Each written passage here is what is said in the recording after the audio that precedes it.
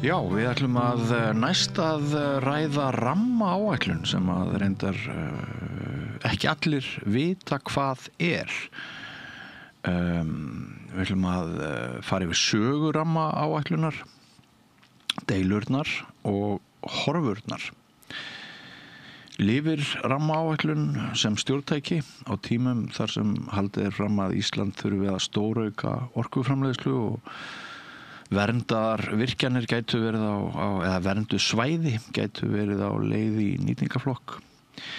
Hingað komin góður gestur sem að getur farið yfir söguna og greint samtíman. Svanfríður Jónasdóttir, vertu velkomin til okkar. Þakka fyrir og takk fyrir að fá mig til að koma hérna og ræða rammaáætlun. Já, bara það heiður að fá þig. Þú býr fyrir norðan, þannig að það svona.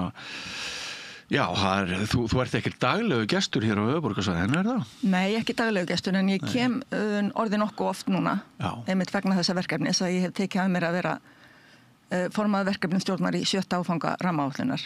Já, og það í annað skipti sem þú gegnir þeirri stöðu, ekki satt? Jú, ég var líka formað verkefnisstjórnar þegar við vorum með annan áfanga.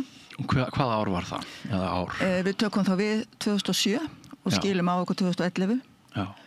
Það var mjög merkilegu tími. Þú kemur þarna rétt eftir Kárahnjúka deilurnar. Já. Og í rauninni kem þarna eftir að búið að undirbúa frá því aldamót að við förum í einhverja svona vinnu. Já. Þá vorum við búin að sjá fyrir, kannski að hluta til vegna Laxárdeilunar. Einmitt. Búin að sjá fyrir að það gátu átt sér stað hér mikil átök virkjanir eða ekki virkjanir, svipað og hafði gerst í Noregi. Og það var farið að skoða hvað við getum gert, hvort við getum gert svipað á Norðmenn og menn komst að þeirri niðurstöðu að það var hægt að hafa það til hliðsjónar.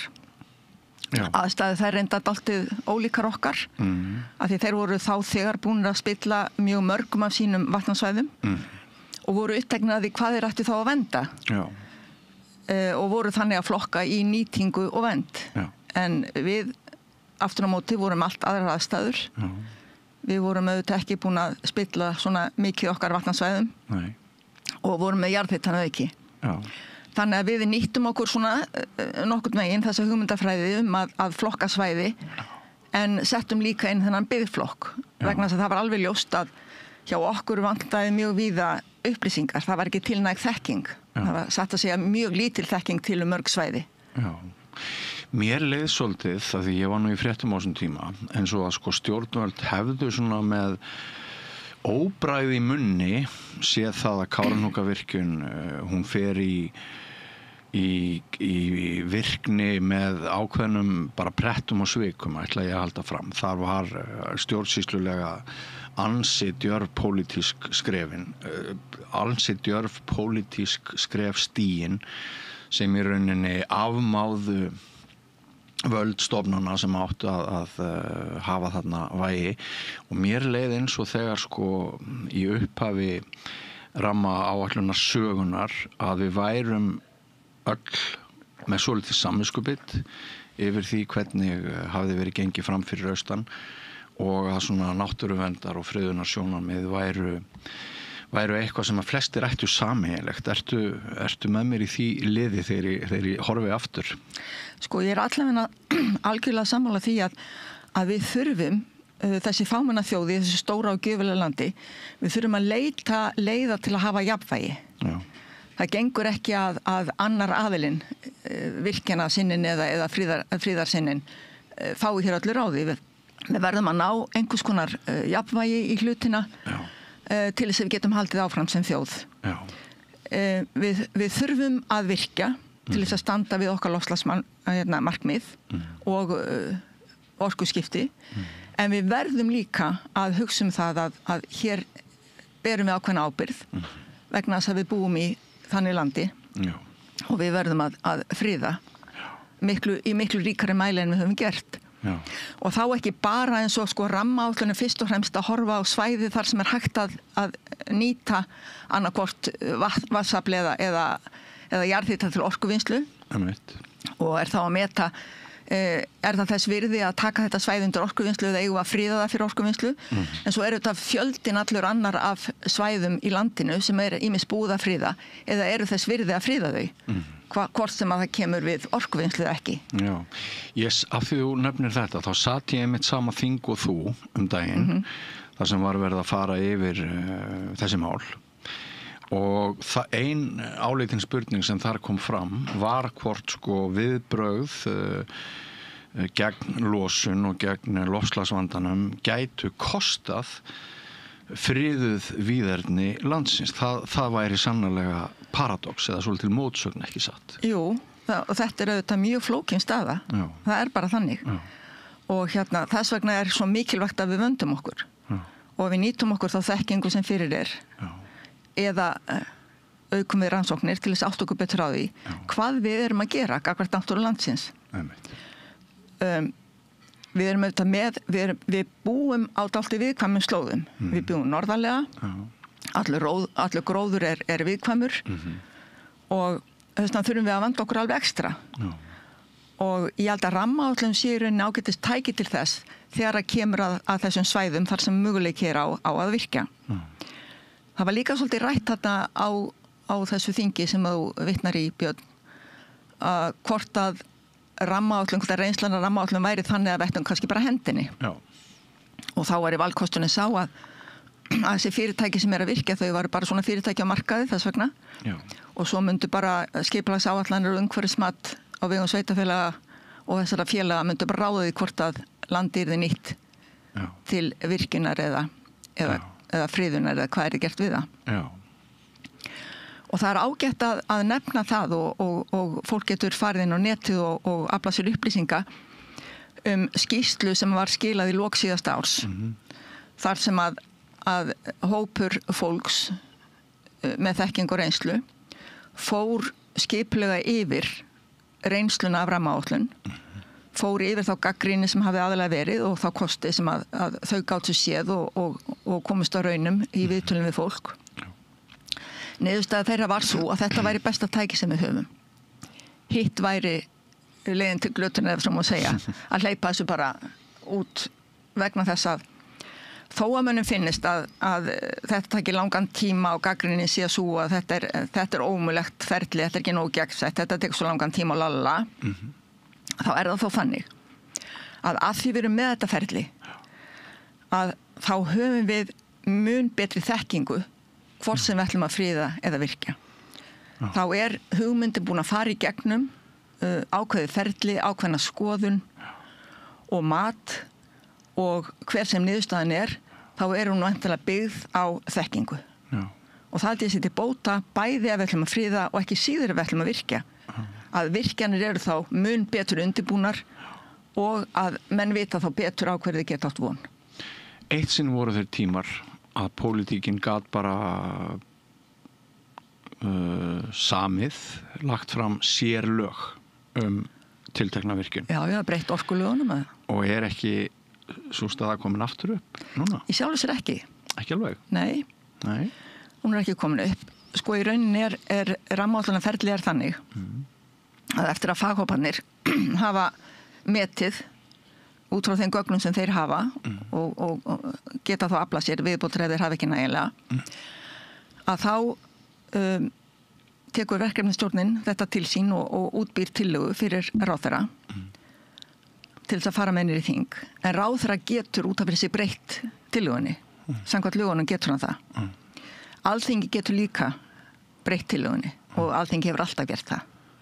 Og vísa tilbaka eða bara breytt flokkun eða hvað sem Og ég man eftir því á sínum tíma þegar við vorum að pæla í þessu þegar löggjöfin var að vera til og það akkurat á þeim tíma þegar ég að stýra öðrum áfanga og það náttúrulega mjög flókin staða að vera að stýra öðrum áfanga með löggjöfum í hliðina að þá vorum við á þeirri skoðun að það sem skipti máli það verið það að ákvarðanir væri gegnsæjar það verið rekjanlegar og það verið hægt að sjá af hverju. Varstu þá hætt á þingi sem? Já. Einmitt. Og þá var það niðurstaða okkar, ákvörðun Alþingis líka gegnsæ. Þú sérð alveg hver greiðir atkvæði hvernig og þú sérð nefndarálitin og sérálit og sérð ræðurnar og þar með ertu komin með gagnsæ ákvarðanatöku en hún náttúrulega byggir á öðru. Hún byggir á annars konar hagsmunamati. En það var semst niðurstaðan að þetta geti hvort tvekja gilt og auðvitað það þannig Alþingi á síðast orðið. Já, ok, förum aftur að þessum fyrstu skrefum að það sagan sem virkjana sinnar og þeir sem eru mjög ósáttir við hve lítið hefur verið virkjað undanfarið. Þeir segja að með tilkomu rammaáætlunar þá hafi orðið til löng tímabil án samkomulags, án framkvæmda, án umsvifa. Því hefur verið telt fram meðal annars af forstjóra Landsvirkjunar að fólk sem starfar við að gera þessar áætlanir hafi verið hlutdrægt og ætti ekki að koma nálægt svona vinnu. Og það hefur verið mikil togstreita á milli, hvað maður að segja, vísindalegra raka og pólitískra raka. Og deilurnar hafa í rauninni verið kannski varað eins lengi eins og tími rammaáætlunar er. Ef við byrjum á togstreitu pólitískra og vísindalegra raka, þú sem ert núna í annað skipti að stýra þessari vinnu, höfðu vísindamennirnir efnahagsleg rök undir? Var vægi þeirra of mikið í þessu ferli eins og margir stjórnmálamenn hafa haldið fram? Meinar þá að rammaáætlun hafi fært í rauninni vísindafólki of öflug vopn í hendur og einhver pólitík hafi geta blandist inn í það, umhverfispólitík eða hvað maður á að kalla það, og að það sé við rammaáætlun að sakast til dæmis þessi göt sem hafa orðið í virkjanasögunni. Já, ég skil hvað meinar. Ég held ekki Nei. Mitt mat það að inn í þessa faghópa hafi valist vísindafólk af bara frábært vísindafólk sem hefur verið treyst fyrir öðrum verkefnum í okkar samfélagi vegna sinnar þekkingar. Já. Við mögum aldrei gleyma því að við erum örþjóð. Þegar ég að leita sérfræðingi í einhverju, þá það stundum sérfræðingurinn, af því hann bara einn, eða þeir eru 3 eða 5. Og það óbáslega erfitt fyrir okkur að finna eitthvað sem við getum sagt, já, þessi alveg hlutlaus, þessi hefur aldrei komið nálægt neinu. Vegna þess að það alltaf eftirspurn eftir þessari sérfræðiþekkingu og þar alveg líka alltaf dálítið auðvelt að segja, heyrðu býtu þessi, var hann ekki þarna, var hann ekki að gera þetta? Ég leyfi mér að treysta þessu fólki vegna þess að ég vinni með því og veit að það að vinna af heilindum. Það beygir sig líka undir niðurstöður þegar þær koma. En hvað var það tafir? Að þá það nú einu sinni þannig að lögin rammaáætlun eru þannig í dag að sveitarfélögin hafa býsna langan tíma til þess að breyta sínu aðalskipulagi. Eftir að Alþingi afgreiðir tillöguna það hvað megi virkja, hvað eigi að venda og hvað fari svo í bið. Þá geta sveitarfélögin haft alltaf 14 ár til þess að breyta sínu aðalskipulagi. Og frá því að fyrsta þingsályktun afgreidd 2013, þá eru ekki komin 14 ár Þannig að við getum sagt að það eitthvað í pípunum ennþá af því að sveitarfélögin ekki búin að breyta sínu aðalskipulagi. Svo gerist það líka, Björn, að landeigendur ekki sáttir við það að löndin þeirra eiga að fara undir friðun og fara í mál. Það tekur líka tíma. Þannig að það eru margir þættir sem að gera það verkum að ferlið rólegt. Nú Alþingi hefur stundum setið lengi á tillögum, hefur ekki treyst sér að pólitískum ástæðum væntanlega til þess að klára dæmið og afgreiða. Samanber 2 ríkisstjórnir það ekki áður en ríkisstjórn Kristrúnar Frostadóttir tekur við. Má ekki segja að það hafi verið svona ákveðið sundurlyndi inn ríkisstjórnum Framsóknarflokks, Sjálfstæðisflokks og Vinstri grænna. Já, þá afgreiða menn máli með því að sópa henni í biðflokkin. Það gerðu það og vísa tilbaka til verkefnisstjórnar rammaáætlunar að fara aftur yfir málin og fá aftur rökstunning fyrir því af hverju þetta var í vernd eða nýtingu.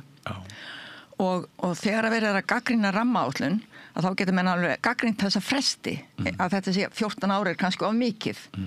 Það væri hægt að hafa þennan frest styttri og ég veit að það verið að horfa til þess í frumvarpi til breytinga á lögunum. Og finnst þér það góð hugmynd? Mér finnst það góð hugmynd. Mér finnst það góð hugmynd. Ég held að 13-14 ár sé oflangur tími. 10, 8, 6? Já, það er verið að tala um 6. 6? Já, en við vitum ekki ennþá hvað verður sko. Nei. Þetta verður eitthvað samkomulega líka við sveitafélögin. Hvað eru þau tilbúin að takast á við?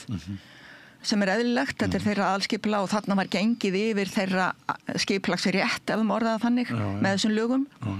Og ég hef oft sagt að með því að ganga yfir skipulagsréttin þeirra þá er í rauninni verið að segja okkur er alvara. Þegar við segjum þið eigið að breytingar aðalskipulagi við og þá er ég að tala nú er ég að tala eins og ég segi sko Alþingi sjálft mætt á svæðið. Þegar Alþingi segir að það eigi að friða ákveði landsvæði eða megi fara í nýtingu á þessum virkjunarkosti þá er okkur alvara. Okkur er það mikil alvara að við tökum af ykkur skipulagsréttin. Og auðvitað var ekki ánægð með þetta á sínum tíma en menn létu þetta yfir sig ganga. Og fengu þá þess vegna held ég þennan gífurlega langa frest og nú er komið reynsla á hann og þá held ég að sé hægt að fara tilbaka við erum búin að æfa okkur í þessu. En sko réttur landeiganda til þess að segja nei er ekki mörg dæmi hvað kallast það eignarnám á lagamáli? Jú, það er einhver dæmi það en réttur landeiganda til að segja nei hann ég held að hann lýsi sig bara í sko þeir geta kært vegna þess að í rauninni verður sveitafélagið að skipuleggja landið þeirra sem nýtingu eða vernd en þeir geta þá kært að þeir eru ósáttir. Hver finnst þér helsti munurinn á að hvaða langt sem þú tókst við þessari verkefnastjórn? Ég gerði það bara núna í vor. Já, bara núna í vor. Já, og við erum enn sko að undirbúa okkur, við erum enn að setja okkur inn í mál, við erum enn að skipa faghópana, sumarið er náttúrulega ekki gjöfulast í tíminn í þetta. Nei. Þannig að það er bara frá með haustinu núna sem við höfum verið að vinna af einhverjum krafti. Já. Bæði verkefnastjórnin að setja sig inn í verkefnin sem eru framundan og stöðu mála. Við erum að fá tilbaka ýmislegt sem að hefur farið í kærur eða hefur komið tilbaka frá þinginu og faghóparnir er að verða til. Ég vænti þess að þeir verði klárir í loki janúar og þá getum við farið að vinna skipulega. Hver finnst þér stærsti munurinn á því að standa í þessu verkefni núna og 2008 þegar þú hefur störf í þessum bransa, mér getur sagt sem svo ég spyr með litið til þess að við stöndum náttúrulega á gjör ólíkum stað umhverfislega og upplýsingarlega í dag árið 2025 en 2008. Veistu, mér fannst þessi tími þarna fyrir ég byrjaði þarna 2007 og búin hann 2011. Mér fannst þessi tími alveg rosalega spennandi. Þá? Já. Af því við vorum einhvern veginn í svo óplægðum akri. Við vorum svo mikið að hugsa upp á nýtt veist, og eins og ég segi, löggjöfin var hérna við hliðina okkur að hérna banga saman löggjöf sem að og löggjöfin var auðvitað að reyna að læra af þessari reynslu sem þegar var komin hjá okkur og við að reyna allt okkur á því hvernig eru þeir ætlast til þess að við klárum þetta þannig að það var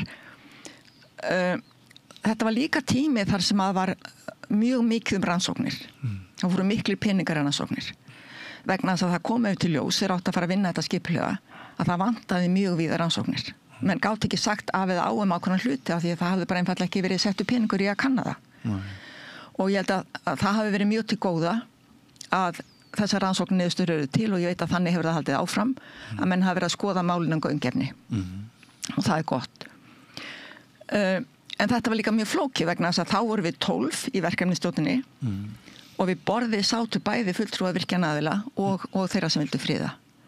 Þannig að það voru svona stundum dál til svona átöku við borðið. Er það breytt núna? Allt annað. Núna eru bara 6 í verkefnisstjórninni og við erum ekki með virkjanaðila eða þá sem eru upplýstir eða uppvísir að því að vera einlægir friðar við borðið sko. Þannig að þetta er meira fólk sem er bara mætt þarna með sína þekkingu örugglega viðþorf, við erum öll með einhver viðþorf, en allavega þannig að hérna, þetta er ekki eins svart-hvítt eins og það var. Nei, einmitt. En það var líka alltaf spennandi að fylgjast með því hvernig þær deilur fóru fram og þær skoðanir og þau álit sem að menn komu fram með. Já. Þar var bókað og fundum, sko. Já. En á þessum tíma vænti ég að það sé nánast engin umræða það að heimurinn kunna farast vegna loftslagsbreytinga og hnattrænnar hlýnunar, engin umræða golfstrauminn sem kunna að stíplast og gera Ísland óbyggilegt og ekki í þeim mæli sem hún í dag. Nei. Menn höfðu einfaldlega ekki þá þekkingu. Nei. En það var auðvitað alltaf einhver.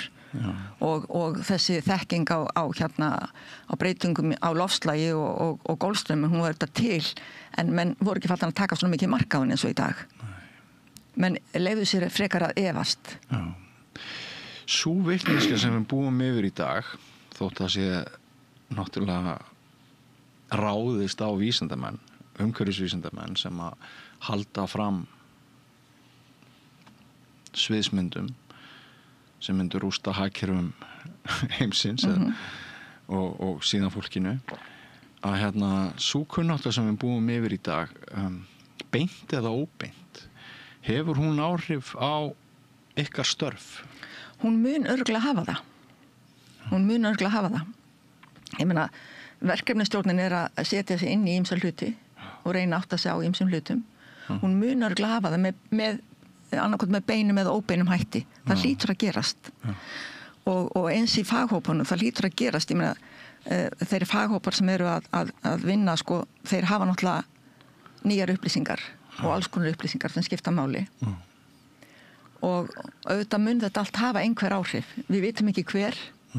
Við lifum í síbreytilegum heimi með hérna sífellt nýjum upplýsingum. En auðvitað hlýtur þetta að hafa áhrif. Já. En ég held að þú hafi sagt fyrr hérna í spjallinu okkar að ein ástæða til að virkja væri til þess að knýja fram orkuskiptin. Já, ég sagði það. Já. En svo heyrir maður líka að það séu bara ekki nógu góð rök. Við eigum frekar bara setja raforkuna í eitthvað annað og það fylgja einhverjum hérna, það sé ekkert gefið að orkan fari raunverulega í orkuskiptin, hún fari öll í eitthvað annað og svona. Já, en sko við höfum skrifað undir samninga varðandi loftslag og orkuskipti og við höfum skuldbundið okkur til þess að standa við ákveðna hluti sem þjóð. Já. Og við hljótum að leita leiða til þess. Svo er þetta alveg ljóst líka, Björn, að það verður alveg ofboðslega krafa orku á næstu árum bara vegna gervigreindarinnar. Hún tekur brjálæðislega orku. Já, ef við ætlum að taka þátt í því, sko. Já, heldur að verði samþykkt á Íslandi við tökum ekki þátt? Nei, en mörgum finnst samt eins og að þetta sé ekki besta varsla orku í heimi að setja niður í sig gagnaver. Nei, en þau eru samt nauðsynlega til þess að knýja þetta áfram. Og þetta gagnaverin á Íslandi núna, þau eru meir og minna upptekin í því að knýja áfram orku fyrir gervigreind. Já. Bitcoin-dæmið er búið. Já. Og þetta er alveg rosalega orka sem þetta þarfnast, en við hljótum að binda von við það að gervigreindin finni þá líka upp leiði til þess að nota minni orku. Já. Vonandi hefur hún greind til þess. Já. Förum þá aðeins aftur í, ég nefndi hérna áðan að svo einkennilega staða gæti verið uppi að viðbragð við hnattrænni hlýnun og minni losun gæti eyðilagt íslensk víðerni. Það var þarna á þessu þingi sem að fara aftur þangað.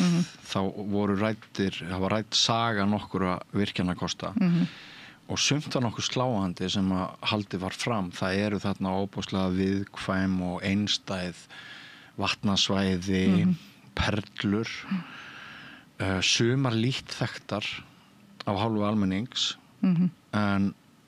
og það er svona ein rökin sem tímt að verið fram en svona Kárahnjúkavirkjun því var haldið fram af því að það væri aldrei neitt á þessu svæði þá væri allt í lagi að eyðileggja það, að raska því eða slöðs þannig að það er nú alltaf svona ákveðið bitbein er umferðum friðaða svæðið eða ekki en hérna varstu sko af því að þú hefur nú væntanlega bara svona fylgst með eins og ég þessum erindum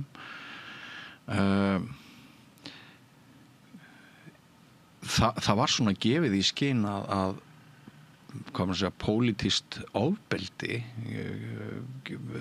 það væru ákveðna líkur á að því yrði beitt til þess að taka tilbaka friðunar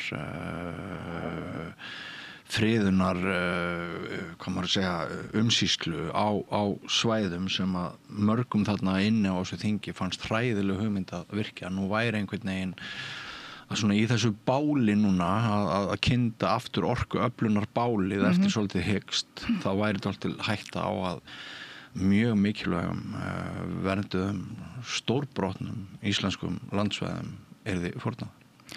Sko, það kom mér í sjálfsög ekkert á óvart þarna, þessar kynningar kom ekki óvart. Nei. Vegna þess að sum þessara svæða hafa lengi við til umfjöllunar, alveg frá því öðrum áfanga. Og sum þeirra hafa verið eins og gjaldmiðill á Alþingi. Eins og gjaldmiðill á Alþingi? Já, ég meina þá hafa pólitíkustarnir hafa verið átökum það hvort að svæða af pólitískum ástæðum hvort að þetta færi friðun eða vernd og enda í biðflokki. Já, ég skil. Skilur, þannig að þetta svona það er ekkert nýtt að gerast þannig sko. Nei.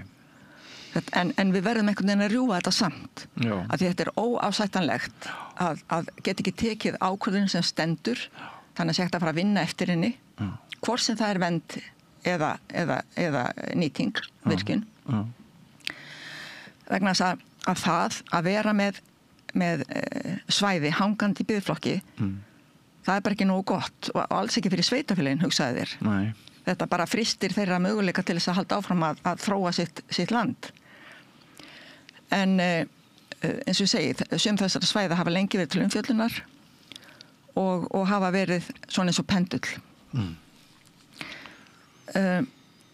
Já, þú segir virkjanabálið logi glatt. Sko, núverandi ráðherra hefur sagt að hans ríkisstjórn vilji rjúfa þessa kyrrstöðu og það þurfi að virkja meðal annars vegna orkuskiptana og loftslags ákvarðana og skuldbindinga.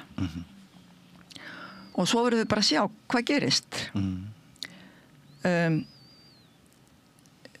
Þarf að gera pólitísk kompromiss á þingi og skikka eitthvað í biðflokka einu sinni enn eða ná menn að klára málin og setja þau þá á þann stað að það sé hægt að byrja að vinna annarkvort að friðun eða að virkun.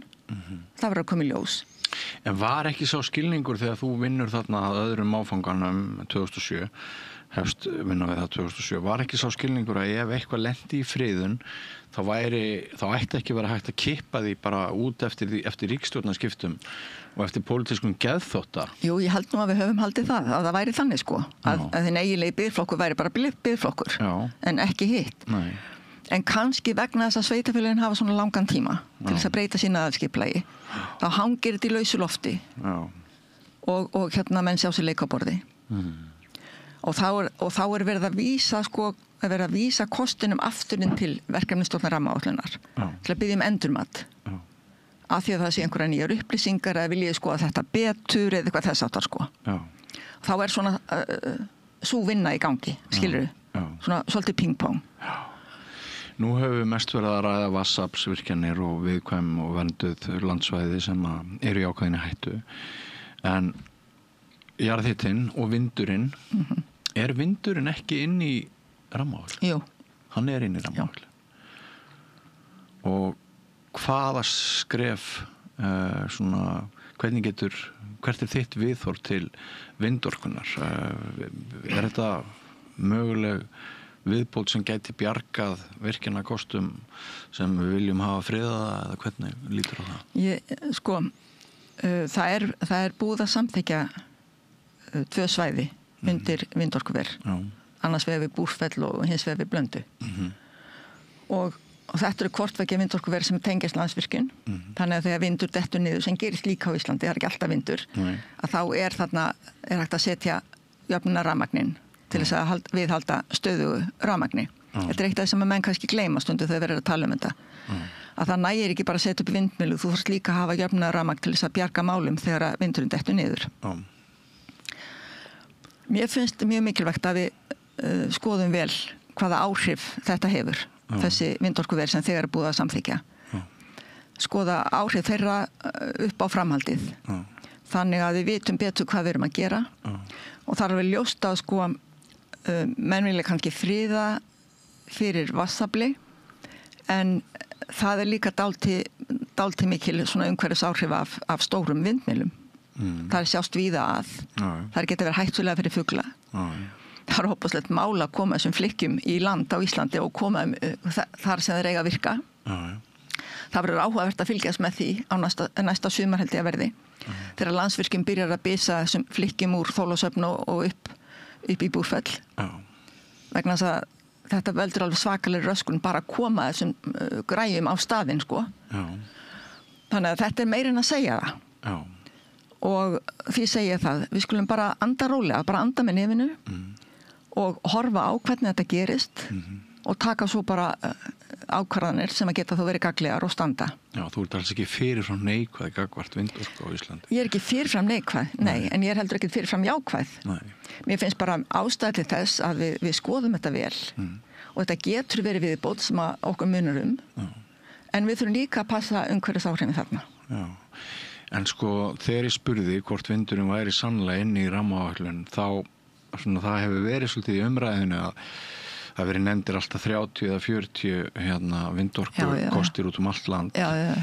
Og þegar menn halda því fram að það fari ekki í gegnum þurfi ekki að fara í gegnum rammaáætlun, erum við þá að tala vindorku sem er undir 10 megavöttum eða erum við að tala að einstaklingsframtækið ef það verður út allt land að þá verði eitthvað öðruvísi ferill heldur en þegar Landsvirkjun sem stofnun í eigu Íslenska ríkisins er að virkja og fer í gegnum rammaáætlun eins og þú segir eða hvernig er það? Nei, ég held að þessi kostir eigi allir að fara gegnum rammaáætlun.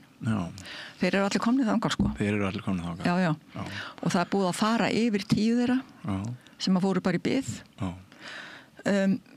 Vandinn er auðvitað sá að Alþingi hefur ekki ennþá skilað af sér reglum eða löggjöf eða ramma það hvernig best er að fara í þetta. Þetta er ekki alveg sömu hlutir sem hægt er að horfa til. Eins og þegar þú ert að horfa á jarðvarma eða vatnsorku. Og ég vona nú að í vetur að þá fáum við löggjöf eða breytingar á löggjöf sem að gera það verkum að það verður auðveldur að takast á við vindinn.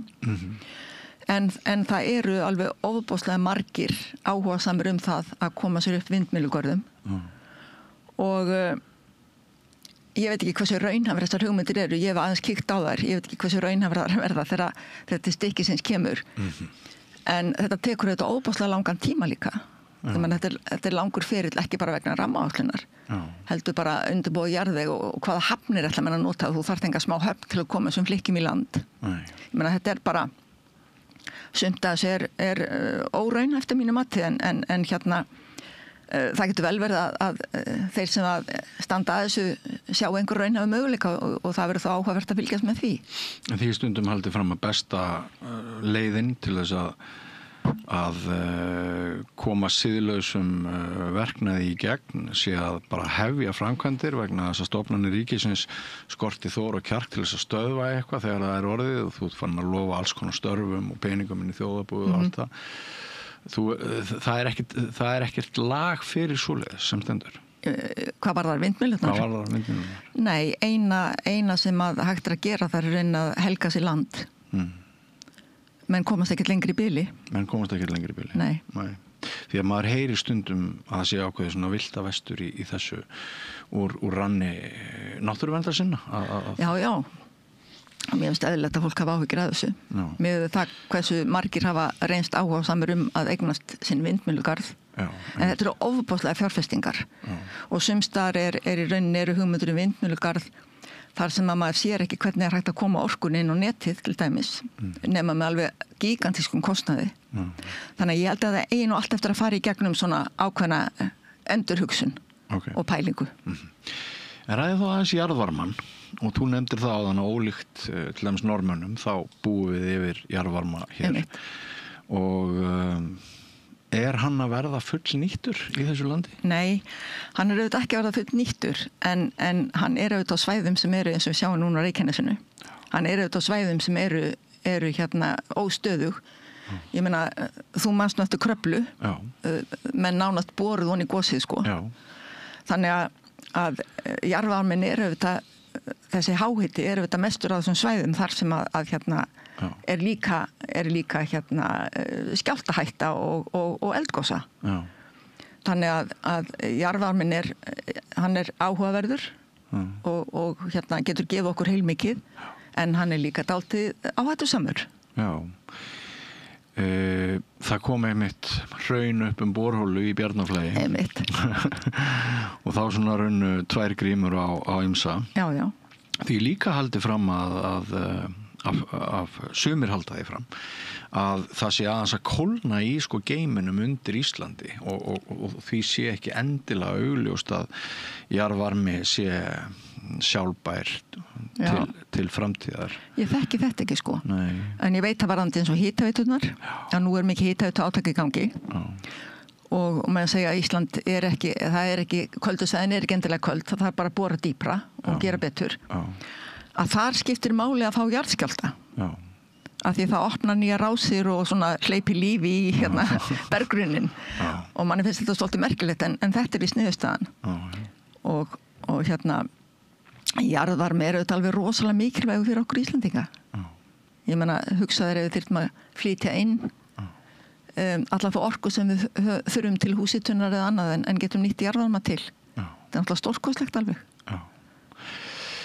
Ok, förum þú aðeins í hérna svona framtíðina, spáum fyrir framtíðina. Þú ert búin að nefna það núna að þið séu svona í þessum fasa að fara að hefja næsta áhuga. Við erum að bretta bergmandar. Við erum að bretta bergmandar. Já, þið erum að bretta bergmandar. Og ég nefndi áðan deilurnar og sögu deilina. Er það innbyggt í þennan prósess, í þetta stjórntæki sem rammaáætlun að það verði alltaf deilur og er það kannski bara ágætt eða svo stórsins spurt, telur þið að svo staða geti komið upp að Íslendingar komist að því að það sé bara ekkert vit í þessari rammaáætlun, þetta sé of flókið og þungt ferli og við þurfum að finna nýtt stjórntæki? Sko, ég held að skipti miklu máli að halda áfram að þróa aðferðafræðina. Eitt af því sem að við rekum okkur á er það að samfélagslega áhrif hafa alls ekki verið virt sem skildi. Nei. Við höfum alltaf verið með 4 faghópa, einn þeirra til að meta samfélagslega áhrif og hefur svona smám saman verið að ná tökum á verkefninu og meðal annars með skoðanakönnunum og með því að reyna átta sig á hvernig liggur landið. Ég tel að það sé mjög mikilvægt að þeir sem ætla sér að fara í framkvæmdir að þeir skili því inn eins og öðrum gögnum þegar þeir eru að óska eftir því að fá mat verkefnisstjórnar að þeir skili því inn hvernig ætla þeir að kynna þetta fyrir samfélaginu hvernig ætla þeir að vinna með sveitastjórninni skilur þú, þannig að þetta sé ekki bara megavött eða gróður, þetta er líka fólk og ef við horfum á það sem hefur að gerast tökum við svo bara Hvammsvirkjun að þá er löngu búið að kanna allt sem hægt var að kanna án þess að fólki væri með en það er slæmt þegar það kemur svo þegar komið að framkvæmdinni og þá virðist hafa glemst kannski að annarkvort að kynna verkefni nógu vel eða ná sáttum við samfélagið. Ég heldur reyndar að samfélagið í sjálfu sér sé ekki allt úfið þarna en að stóru hluta er það. Þannig að þetta er eitt af því sem við þurfum að þróa áfram. Ég held eins og þessi nefnd sem ég vékaði áðan sem að var að endurskoða rammaáætlunina komst að niðurstöðum að í dag höfum við svo sem ekki betra tæki. En það má alveg bæta það. Já, en þú spáir því að þetta tæki lifi? Ég spáði að tæki lifi, já. Það mun gera það eitthvað áfram, en það mun vantarlega þróast og það verður auðvitað að þróast því þú nefnir hér áðan til dæmis bara þessi viðhorf og þessi þekking á hérna global warming og hérna sjónum og mikilvægi ýmissa hluta sem voru kannski ekki jafn hátt skrifaðir fyrir einhverjum mánu síðan að það þarf að taka tillit til þeirra Með sama hætti þá munum við auðvitað endurskoða annað eins og ég er að nefna hérna þessi samfélagslegu áhrif. Við munum auðvitað reyna eftir föngum að laga okkur að því sem nauðsyn er að horfa til hvern dag. Ég veit ekki alveg hvernig í rauninni maður getur séð framtíðina fyrir sér. Þetta gerist allt svo hratt núna. Þekkingin hún kemur svo hratt að okkur. Bara hérna eins og Arctic Circle ráðstefnan færir okkur sko vitneskju sem allavega ég var ekki alveg með sko. Vist bara úr málstofum þar.